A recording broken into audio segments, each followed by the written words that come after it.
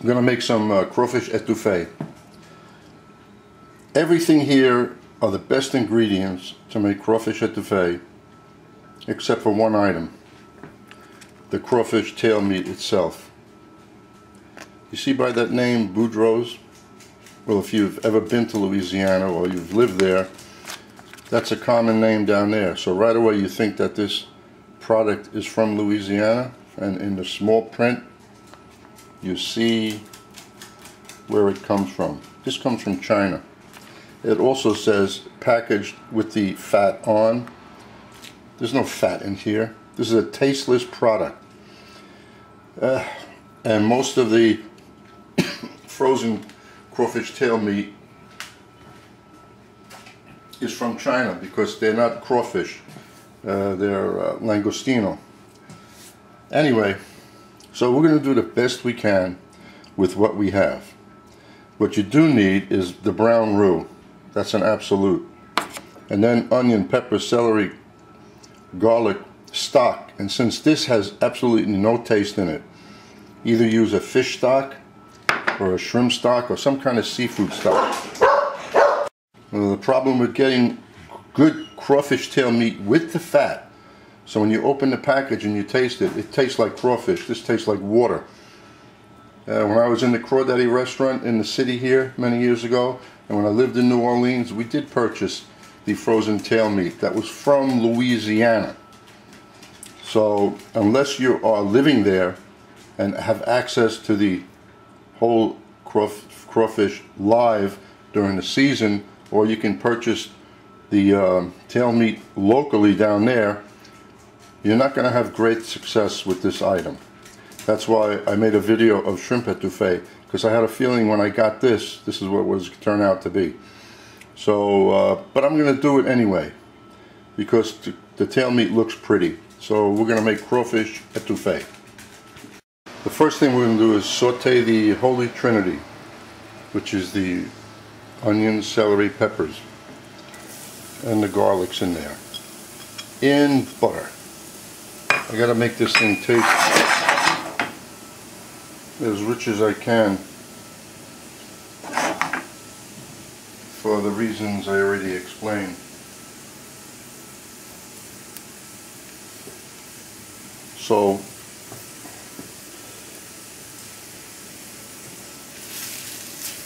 you saute this, and after it's cooked for a few minutes, don't forget, use a fish stock or some kind of seafood stock. If you have some shrimp skins laying around, which I doubt, a couple of crabs, whatever. It's a shame because this is such a beautiful item if it's made with real crawfish.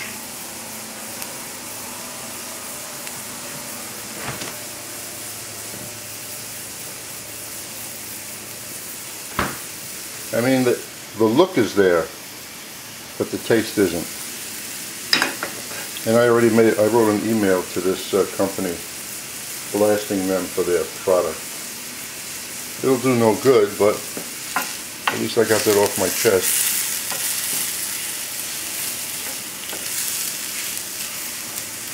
So we'll saute this, and we're going to finish this and add the crawfish tail meat last because it's cooked.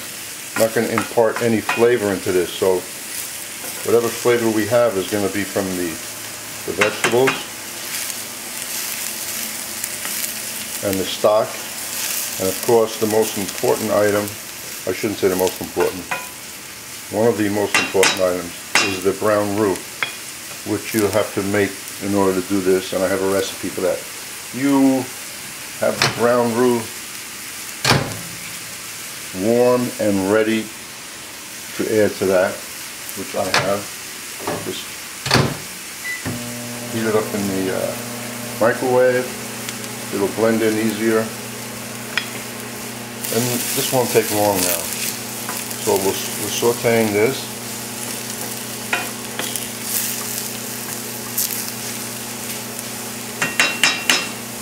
and I'm going to use cayenne pepper because that's what you do with Louisiana dishes. So a little cayenne.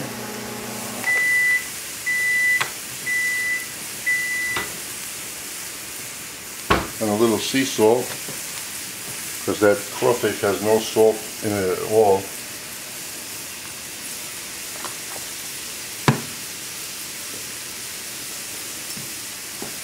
And then we're going to add the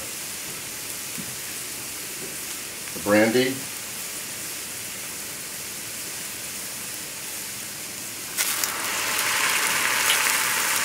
Maybe a little flambe. Thank you.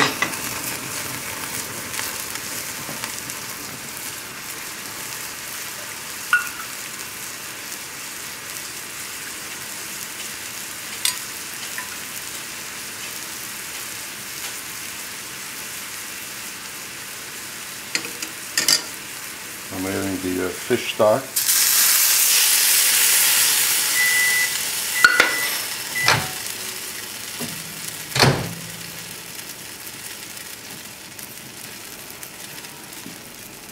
And then the roux, everything is hot because the fish stock was hot.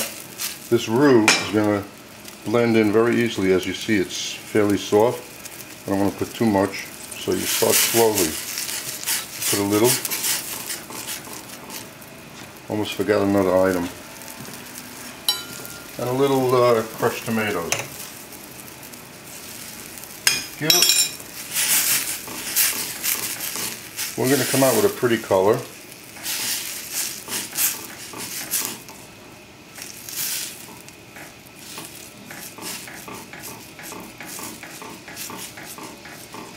And we'll let this simmer for just a few minutes after it's the right thickness.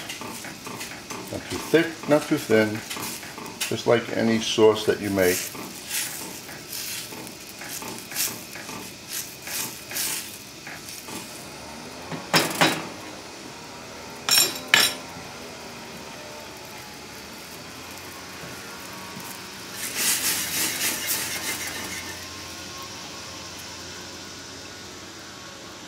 Now we can simmer it. Wait a minute, because the roux thickens up slowly, not like cornstarch, which thickens up immediately.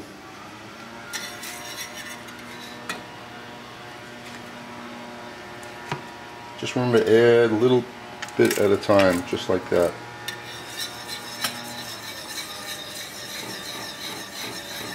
I'm getting that nice brown color from the mahogany colored roux.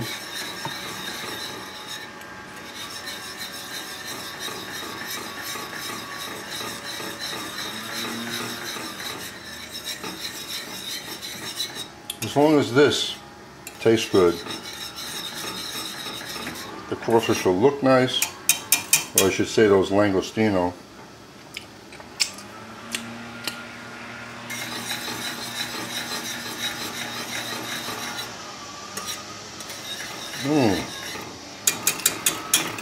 Just enough cayenne, another pinch of salt,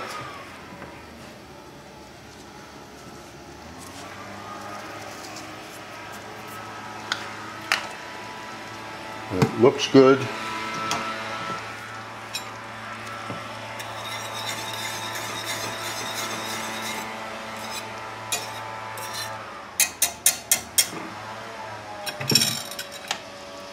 And then just look at the consistency.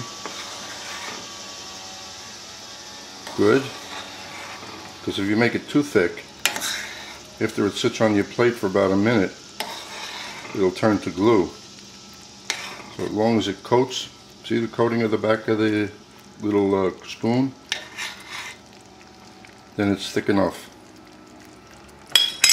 I will add the crawfish.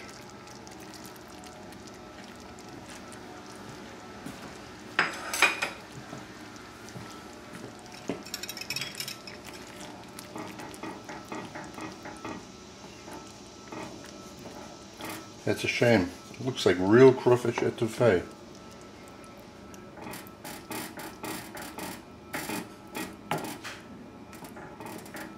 But considering all things, everything that's in there has helped.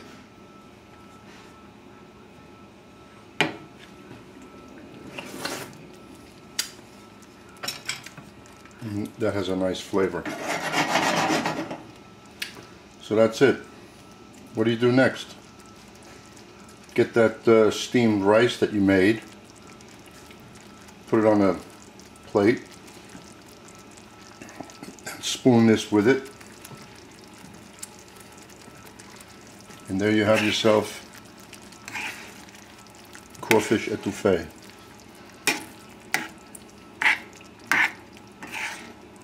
So if you want real crawfish etouffee, you have to go to Louisiana or find a place that has crawfish that was raised and packaged in Louisiana. That's the same reason why the oysters in the Gulf Coast are much better than the oysters up here in the north. They're just more flavorful. That's why the Gulf Coast is so popular, or it used to be. Anyway, that simmered for a few minutes. That's it, we're done. There's crawfish etouffee.